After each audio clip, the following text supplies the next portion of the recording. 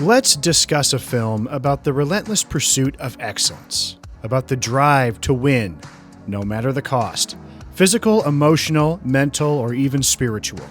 A documentary that charts the rise of a challenger against the status quo, a fighter against the corruption of the system, and against the lengths that some men will go to stay on top. Seth Gordon's 2007 film, The King of Kong, A Fistful of Quarters, is the story of the laid-off engineer turned middle school science teacher and browbeaten family man Steve Wiebe, an improbable Donkey Kong arcade virtuoso who, in his quest for recognition and the affirmation he so desperately needs, finds himself hobbled and scorned by the equally improbable edifice of classic arcade record-keeping, a surprisingly Byzantine structure of well-meaning rubes and fans of classic gaming who are gladly supplicated to the will of a man named Billy Mitchell, a mulleted, necktie-sporting institution who will stop at nothing to retain his laurels and preserve the adoration of his minions. The film is a masterpiece that I've seen probably close to 30 times, at least once a year. I also exhibit it to the unsuspecting public when people visit my home. It's not exactly a visual feast, and this is not exactly a moving film about the triumph of the human spirit or an educational piece on an important historical or political topic. It's just a film about a bunch of nerds and geeks who behave in comically underhanded ways to preserve the status quo of their tribe. On first viewing, it may seem downright trivial, a complete farce. It's undoubtedly entertaining, but what else is here for a rewatch other than pure schadenfreude? Let's find out. But if you haven't seen this movie already, I highly suggest that you do. Something I knew that I had to do in the making of this project was get together with my good friend Andy to talk to him about his thoughts on this movie. We, full disclosure, were roommates, and we met up at the same old arcade bar we used to frequently haunt back in the day when we would watch this film and go and play classic arcade games, which was definitely a byproduct of our semi-obsession with this movie, King of Kong. So I hope you enjoy our conversation that we had together. I met up with Andy when he was on the job. We stole some quarters, met up and talked. Do you remember the first time you saw King of Kong, Fistful of Quarters from 2006? Oh, yeah. Do you? Yeah, 38th Avenue, our apartment. He showed me a lot of stuff, so I was just kind of like, all right, like whatever, let's watch it. And it changed me. So we'll all look forward to hearing from Andy as we go through the episode. Okay, the film begins with a bit of a rundown of the history of Donkey Kong, the game, illustrating, importantly, how fucking difficult it is. But leaving out the fact that it really isn't very fun and is incredibly frustrating and random. Miss Pac-Man and Galaga, for instance, are fun. They're fast-paced. Lots of little satisfactions, eating ghosts, shooting ships. Donkey Kong is all endurance and nerves. This thing is a skill game. So what kind of person could possibly be talented enough or crazy enough to master it? The average Donkey Kong game doesn't last a minute. It's absolute brutality. Billy is the best, according to Walter Day, the head of Twin Galaxies, the non-profit record keeper. And according to its leaderboard, Billy might be one of the greatest gamers of all time. Take one look at Billy Mitchell to see he's obviously a ridiculous character. The commitment to the mullet, the ties, the weird interview power stance that accentuates his cock, the fact that everyone who idolizes him looks like they haven't seen daylight in months, and his day job as a hot sauce purveyor is perfect. The all-around most seasoned person in the hot sauce chicken wing industry? Yeah, for sure, me. He excels at creating a condiment. Not real food, but some kind of food accessory that people apply to chicken wings to demonstrate their ability to tolerate pain. And the completely overblown statements about the importance of gaming as an activity that signifies some kind of higher truth about the player's character is the cherry on top to illustrate this guy's magnificent hubris. It's actually carved a part of my personality that benefits me every day. I mean, a burning passion never to settle for what I have. In my business, in my family, that's what competitive gaming has done for me. He's instantly unlikable. A risible character, but whether or not he was basically set up to be the villain through editing or narrative framing is largely a point of contention, but more on that later. Does this have my name on the back or something? What does it say? It says, you have a yearning for perfection. After this cold plunge into the world of classic arcade record keeping and gaming, we are introduced to our hero, Steve Wiebe, a fairly unremarkable and docile soul who discovered he was good at Donkey Kong in his garage while laid off from his job. His wife seems rather exasperated with him, and his kids are a bit of a nuisance. He's portrayed as a guy who never made any kind of lasting impact on anything that he's tried, baseball, music, or art, but he was always so close. Everything about Steve and around Steve is bland, except for the bright orange and blue Donkey Kong machine that sits in his garage. It's a colorful respite, a reminder of adolescent success, and it's a portal to a newer, weirder world. Steve Wiebe, who, he could have stumbled upon anything and probably set a world record for it. He's just kind of one of those dudes where he's able to focus on something for a very long time. He's, above average intelligence, and he just can set out and accomplish it. He just so happened to set out to accomplish something in the world that was extremely corrupt and taken over by this lunatic with the fucking perm or whatever. What is that? A mullet. Yeah, well, it's a mullet, but it's the front's long too. It's not where it's business Right. the front. It's literally all just. I don't even know what you'd call it. It's his own brand. He just chose. He should have been the ping pong world champion or something like Exactly. that. He should have never stepped into the world. He didn't even know what he was getting into. This is a big weekend, and I'm really hoping that this fellow shows up because, he'd like to tell you that he's the Donkey Kong champion. And the fact of the matter is, all of us have not seen him play Donkey Kong. Say what you want about the social awkwardness, misplaced emphasis, and immature obsessions going on with the Twin Galaxies clan, they do live in a world of color, swirling around their ringmaster. And what characters we meet. They are just ordinary neck-bearded people whose grandiose pronouncements, petty resentments, and fanatical passion for classic gaming comes across as completely absurd. You'd brush past any of these guys at the comic store or wait in line behind them at Walmart and not even notice, but with the keen eye of the camera trained on them, somehow, and maybe unfairly, they become captivating objects of interest. We have Walter Day, the hapless chief of record-keeping organization's Twin Galaxies, sequestered in the remote town of Fairfield, Iowa, hopelessly enthralled to Billy Mitchell, knowing that without a magnetic personality to anchor it, his life's work might fracture. Billy's probably the closest person to being a Jedi of any of the players, and he refers to it with humor as Obi-Wan Kenobi-ing people. Robert Mierzek, a fanatically dedicated backstop to Walter's feeble hold on the quality control of his record-keeping organization. This guy is a maniac, but he has standards. That's not to say we're infallible. When I have to watch that pile of 8 tapes over there for Dwayne Richards' 2-day Nibbler performance, that's 48 straight hours of paying attention to make sure that he's doing everything correctly. He spends his free time honing his body and mind, watching hours of tapes submitted for gold medal approval. I try to promote Twin Galaxies as integrity above all. I will do that with my dying breath. And Brian Koo, a 30-year-old self-described retiree who probably invented a microchip or something. An incipient disciple of Billy, whose barely concealed contempt for Steve Wiebe leads to a spectacular fall on camera as he watches Wiebe crush his record in real time. Steve almost lost a man right there at the end of that board. He got a lucky break. The randomness went the opposite way that it usually goes, and Steve is still going here. And we, the audience, revel in this. We relish his pain. That's another driver of the film. The cram the nerds in a locker bully mentality that lives deep within all of us. Oh, this guy's retired, and he spends his days at some place called Funspot training to be an arcade champ. And then when this regular Joe, family man, also a bit of a square, but on the normality scale, he does rank closer to us, the well-adjusted audience, swoops in and devastates the dreams and aspirations of this groveling fool. We love it. We need more. More. Steve Wiebe has become the 3rd person to reach Donkey Kong's kill screen.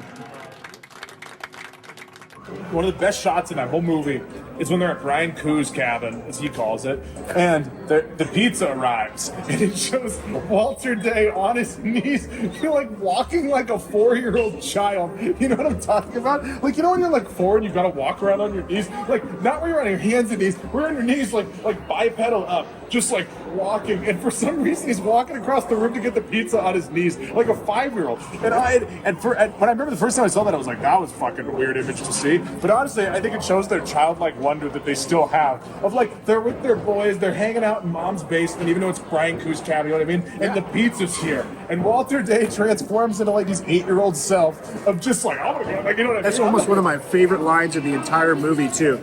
Billy goes, put Todd on the phone. And he goes, actually, if you believe it, we have a Ladybug Cabaret in the cabin. And Todd's got a score going. Actually, would you believe he's in the middle of a Ladybug game? I don't think we'd want to interrupt. We have a Ladybug Cabaret in the cabin, and Todd's got a score going. And then we have this guy called Roy Schilt. He's a bundle of aspirations and youthful bravado, preserved in amber, while his outer edifice crumbles into middle age.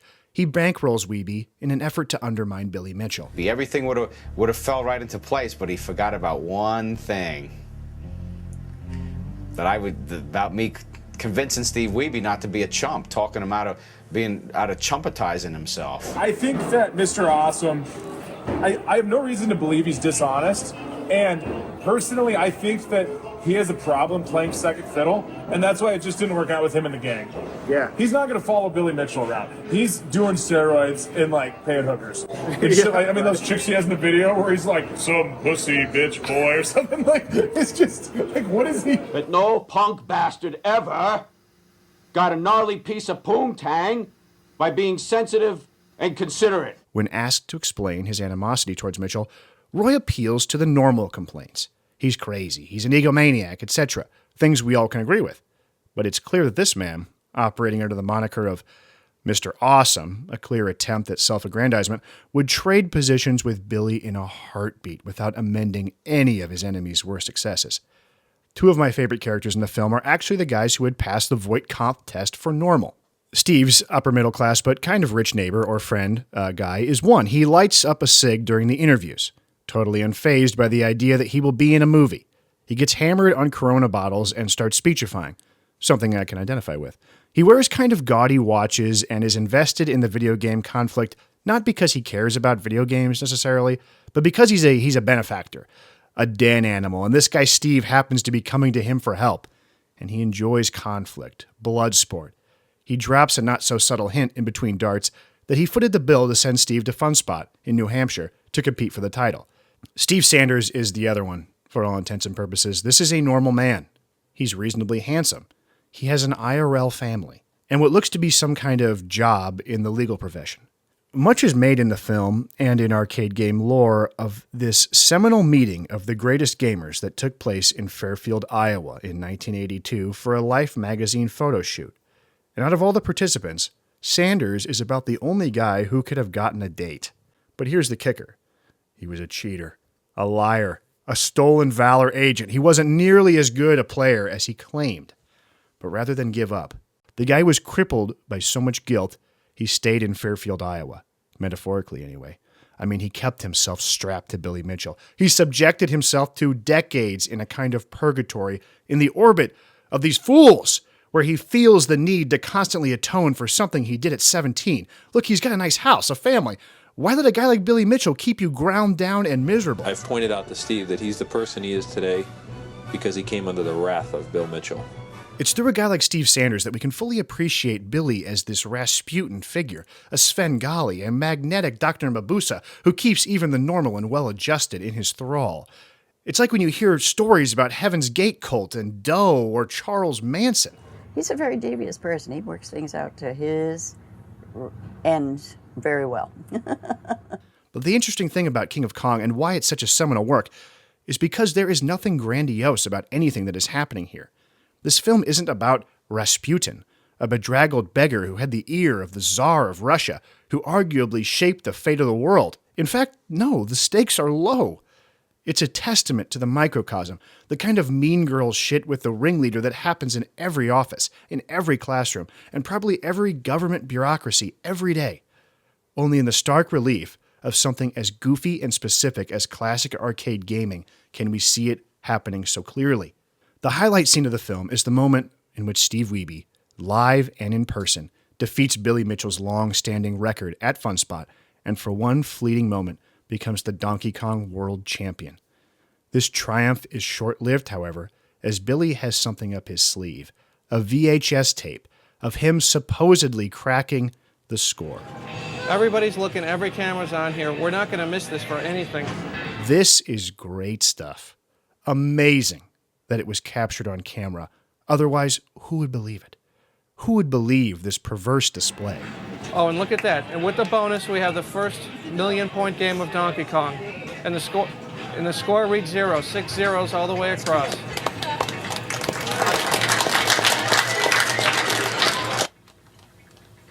Not even Helen of Troy had that much attention. The faithful at Funspot gather around the upturned tube television to witness this ostentatious political chess move and coo and jeer like denizens in Jabba's palace as the hated outsider Steve Wiebe has seemingly been defrocked of his title and the balance of power restored. Hi, Billy. Pretty good. It's all been wonderful. The documentary basically peaks here at Wiebe's low point. He traveled all the way to Funspot and is thwarted. For as much sentimental piano music and family testimonials that the filmmakers dish out to us to bolster Steve's sorry state, it happens to be that his lowest narrative point is the most entertaining and gobsmacking part of the film. As the movie charts his comeback, it sort of runs out of steam, as the in-person head-to-head rematch between the upstart and Billy never materializes. Billy just refuses to show up in his own backyard of Hollywood, Florida, to face his challenger. Does he have it? Is there any percent he'll come in? I don't think so. He's too busy. Well, he's not prepped. Not prepped is the thing. In confronting the reality that their film will have no real climax, Seth Gordon and his team had no choice but to double down on Billy's fraudulence and instead move the narrative closure for Steve from potential triumph to internal satisfaction. He realizes what is most important to him, family, and giving it an honest try. Twin Galaxies even breaks from the Mitchell doctrine and decides to break bread with Steve, offering him ceremonial contrition as even the faithful start to break with Billy. Billy, who cheated even you, the audience, out of a satisfying ending by not playing Steve head-to-head and in person. I talked with Steve, I talked to his wife, I talked to his kids, I met with him, talked to him in detail. He's proven himself not just as a Donkey Kong player, but really as a person of somebody who really desires to do the right thing. You agree with, I'm not familiar enough with the situation. You know what I love about the movie is I love that, I love how interesting it is to anyone. I love how me and you could sit down, and we've done this multiple times where we're talking about it, and then whoever we're with is like, what are you talking about? We start explaining it. All of a sudden, we're like 40 minutes into an explanation, telling them everything, and the person we're telling is like all in. There's this idea in the internet world of lore. Anyone who has anything going on the internet for any conceivable amount of time has a certain narrative track, often referred to as lore. As an example, Chris Chan would be an obvious target. Someone who, to a large extent, has documented most of their life online. And if you've kept up with Geno Samuel's excellent Chris Chan 50-some-part documentary, you might find yourself talking with a fellow expert about the lore of Chris Chan in the same way one might discuss a fictional story or character. There is a certain unhealthy remove one gives themselves by appearing in a plethora of media without being a traditional celebrity or public figure that seems to make them unreal or beyond real. I would argue that most of the characters in this story fall into that same bucket. Beyond the film, beyond this documentary, their stories have continued, with many in the crew still defending Billy and calling this film basically a hatchet job. I don't think they did a very accurate documentary at all. They made a fictitious movie. The way that I was played shown as a character in King of Kong was somebody completely different from me. They made me out to be like a troublemaker and a villain, and it was simply an angle that the executive producer chose to take on me. I'd say my actual persona is not at all like what we saw in King of Kong. I'm invested in this continuing saga, I'll admit it. I listened to a 2-hour interview with Robert Mirchek as he talked with some streamer about what a mess Twin Galaxies was and why he left. And it was fascinating. I've seen the clip of the Billy Steve Wiebe reunion at some convention center. I followed the acting career of Steve Wiebe as he's made cameo appearances in other live-action Seth Gordon films. I think it's safe to say, though, that Billy Mitchell is still up to his old tricks. This is something I have a hard time keeping up with, as Billy's maze of legal battles and public feuds and the purported exposing of his cheating through the years has populated a cottage industry on YouTube. Guys, thanks so much for watching this video. Hope you enjoyed it. Above all, please go check out King of Kong, A Fistful of Quarters. And after that, or right now, like and subscribe to my channel if you enjoy my work and would like to see me make more of it. After that, I would highly encourage you to go check out other films in this sort of cycle, if we want to call it that, use that academic term. You can go and watch Chasing Ghosts, which is a great recounting of it's a really great backstory for this movie if you have not seen it. It's really well made.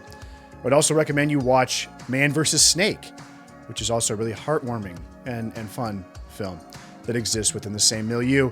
And then maybe go and watch the brand new semi-sequel, The Ballad of Walter Day, which is produced by Seth Gordon. My name is Shane Harris, and Walter Day and I used to be in love. And let me know what you think, I guess. I'm going to watch it for sure. So, hey, I'll see you next time.